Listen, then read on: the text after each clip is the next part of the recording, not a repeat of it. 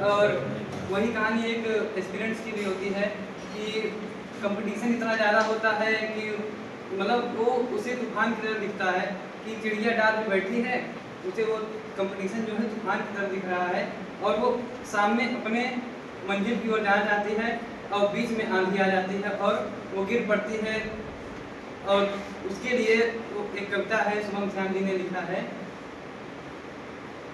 मुझे याद है, मैं देख कहूँगा। बिल्कुल भैया हमारी चिड़िया रानी।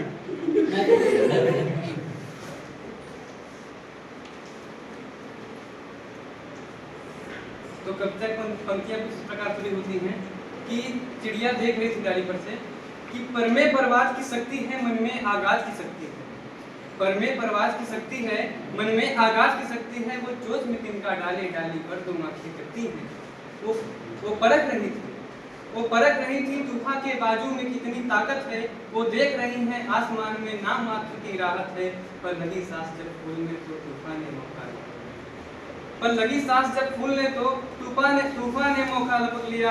आसमान की उम्मीदों को ला धरती पर पटक दिया। पर झाड़ रही है धूल पर उसके रगों में गजब रवानी है। चोट खाने के बावजूद भी उड़ने की ललक पुरानी है। गलत करूंगा साबित सबको, यहाँ कोई अरिहंत नहीं। गिर जाना मेरा अंत नहीं, गिर जाना मेरा अंत नहीं।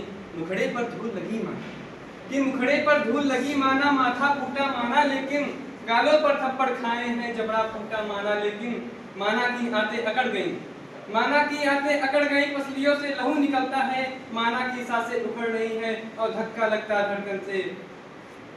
माना की सांसें उखड़ रही और धक्का लगता धड़कन से। तो मान लिया कि कांप गया है पूर्ण बदन अंतर्मन से। पर आंखों से अंगारे नथनों से तूफान लाऊंगा।